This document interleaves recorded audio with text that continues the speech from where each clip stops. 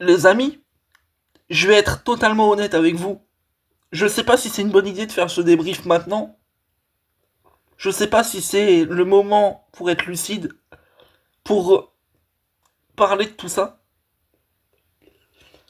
Mais Paris est en finale de la Ligue des Champions. Paris est en finale de la Ligue des Champions. Et là, ce que vous entendez, c'est des larmes.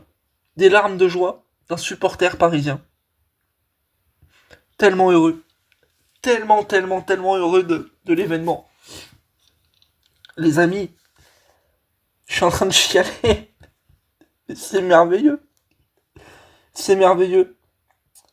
Le foot, il est sublime. J'avais annoncé dans ma vidéo d'avant-match qu'on allait voir quelque chose de grand. Une grande soirée. Mais je dois être honnête avec vous, je m'attendais pas à ça. Je m'attendais pas à ça. Oui, le Parc des Princes a été très grand. Le Parc des Princes a été vraiment fabuleux. Fabuleux. Du bruit, les tifos, des encouragements jusqu'au bout. Dans les moments où t'as souffert, où ça a été un peu plus compliqué. Un Parc des Princes qui aura été le Parc des Princes qu'on attendait. Le Parc des Princes des très grands soirs.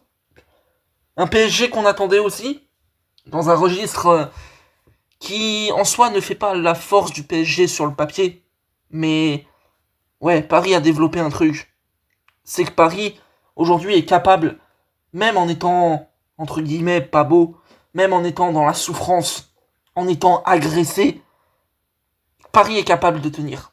Et pour le démontrer, pour le symboliser, il faut qu'on parle d'un mec, Donnarumma.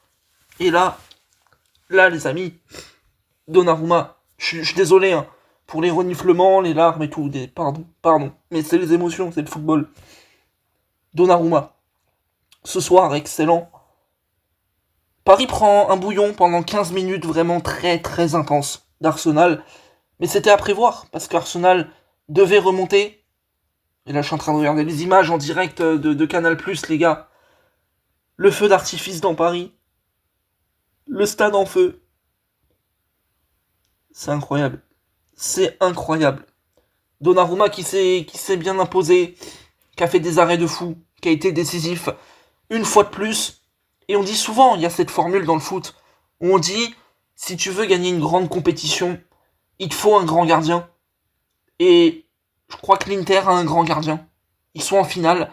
Jan Sommer qui a été incroyable contre le Barça. Donnarumma qui a été incroyable contre Arsenal. À l'aller, il en a deux à sortir, il les sort magnifiquement. Au retour, il en concède un, mais la vérité est que la bêtise ne vient pas de lui. Finalement, bah ouais, c'est un match encore abouti. Liverpool, les tirs au but, le match dans l'ensemble. West Ham, non pardon, Aston Villa, pardon, excusez-moi. Quand t'es dans la souffrance, quand t'es pas bien, Donnarumma est là. Je voudrais souligner aussi, bien sûr, Luis Enrique, le travail fait, qui est formidable et voilà. Il est arrivé l'année dernière avec un groupe qui était un peu compliqué parce qu'il n'avait pas toutes les recrues. Il y avait Mbappé qui était un vrai problème. Il fait demi, avec un parcours certes un peu simple, mais demi quand même. Tu joues de malchance pour ne pas aller en finale. Et cette année, sans Kylian, rééditer la performance, c'était quelque chose de déjà très bon, très fort. Et putain, Paris est en finale. Paris est en finale. Sincèrement, je sais que c'est pas le meilleur débrief. Je sais. Mais comment voulez-vous, dans ces instants-là, où le football est si grand, où l'histoire est si belle, où la légende s'écrit sous nos yeux, avoir de la lucidité? Comment voulez-vous, en tant que supporter, qui plus est, quand vous voyez votre club aller en finale de Ligue des Champions, être profondément lucide? Ce n'est pas possible. Ce n'est pas possible. Le seul truc que j'aimerais dire, bravo au Parc des Princes pour cette soirée. Bravo. Bravo aux joueurs, bravo à l'équipe, parce que dans les moments de souffrance, t'as tenu, parce que t'as su être efficace, parce que Paris a fait le travail, match après match. C'était dur, pas grand monde n'y croyait, Paris était pour moi un outsider, et aujourd'hui Paris est en finale. Alors oui, ce sera très compliqué en finale, ce sera l'Inter, c'est pour moi l'antipode parfaite du PSG, peut-être le venin mortel, du serpent, mais on verra bien. On verra bien. Je vais arrêter là, parce que de toute manière, j'ai pas grand chose de plus à dire, à part profiter et me dire merci Paris, merci. Voilà, merci Paris. Donc Paris est en finale.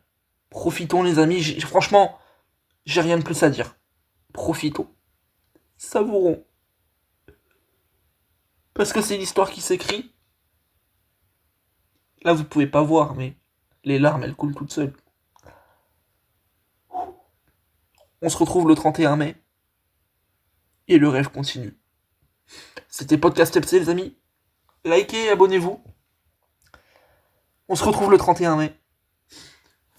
À très bientôt. Et merci Paris.